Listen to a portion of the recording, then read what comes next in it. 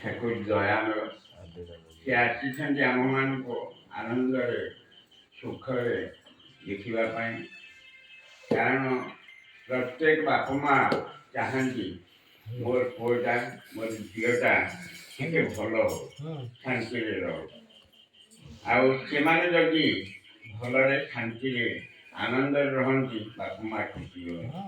ସିଏ ହେଉଛନ୍ତି ପରମ ପିତା। ତେଣୁ ସେ ପରମ ପିତା ଆସିଛନ୍ତି ଆମମାନଙ୍କୁ ସମସ୍ତଙ୍କୁ, ଖାଲି ମଣିଷ ନୁହେଁ, କୀଟ ପତଙ୍ଗ ବୃକ୍ଷଲତା ପଶୁ ପକ୍ଷୀ ସମସ୍ତଙ୍କୁ ଆନନ୍ଦରେ ଦେଖିବା ପାଇଁ। କାରଣ ସେ ପରମ ପିତା। ତେଣୁ ତାଙ୍କର ପରମ ପିତାଙ୍କର କଥା ଆମେ ମାନିବା।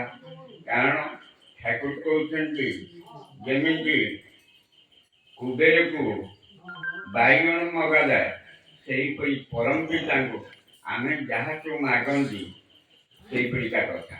କିଛି ମାଗ ନାହିଁ, କିଛି ବି ଚାହ ନାହିଁ। ଠାକୁର କଥା କହିଲେ ଖାଲି ଅନବରତ ନାମ କର। ନାମ କଲେ ତୁମର ବିପଦ ପଳେଇଯିବ, ଦୁଃଖ ଦୈନ୍ୟ ସବୁ କଥା ପଳେଇଯିବ, ଆଉ ଶାନ୍ତି ବିରାଜମାନ କରିବ।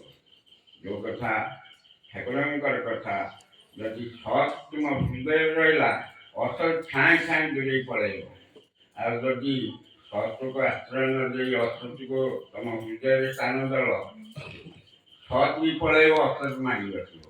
ତେଣୁ ଆମର କଥା ଗୁଡ଼ିକ ସେଇଆ ହେଉଛି।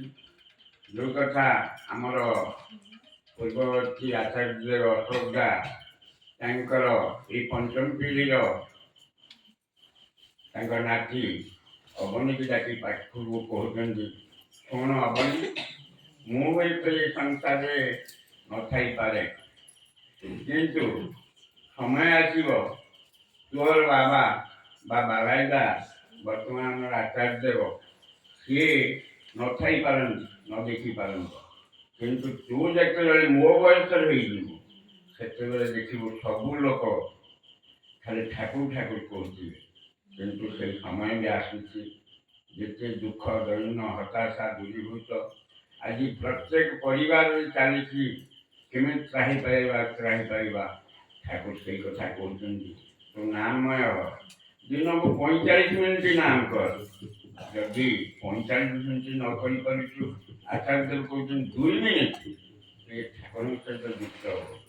ତେଣୁ ଟିକେ ଟିକେ କରୁ କରୁ ଆମେ ତାଙ୍କ ପଛରେ ଚାଲିବା। ଯେମିତି ଠାକୁର କହୁଛନ୍ତି ଅଭ୍ୟାସ ବେଳେ ସର୍ବସିଦ୍ଧି, ତୁ ଅଭ୍ୟାସ କରି ଚାଲ ନା।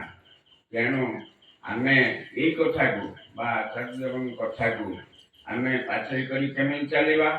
ପରବର୍ତ୍ତୀ ଜନ୍ମରେ ଆମେ ମଣିଷ ଜନ୍ମ ପାଇବା କି ଅନ୍ୟ କ'ଣ ଜନ୍ମ ପାଇବା ନା, ଠାକୁରଙ୍କର କଥା ଠାକୁର କହୁଛନ୍ତି ଏଇଟା ଯଦି ଚଳନ୍ତି କରି ରଖିବୁ, ପୁନରପି ଜନ୍ମ ପୁନରପି ମରଣ ପୁନରପି ଜନନୀ ଯଠରେ ଶୟନ, ସେ ପୁନର୍ବାର ପୁଣି ଆସିବାକୁ ହବ। ମୁଁ ଗ୍ୟାରେଣ୍ଟି ଦେଇ କହୁଛି 3ଟା ପିଢ଼ି ଭିତରେ ତତେ ସ୍ୱର୍ଗ ରାଜ୍ୟରେ ପହଞ୍ଚେଇଦେବି। ଏତେ ବଡ଼ କଥା। ଆମେ ତାଙ୍କରି କଥାକୁ ମାନିବା। ଆମେ କିଛି ମାଗିବା ନାହିଁ, କିଛି ଚାହିଁବା ନାହିଁ, ନାମ ହିଁ ରହିବା। ଆଉ ସର୍ବଶେଷରେ ଠାକୁରଙ୍କ ପାଖରେ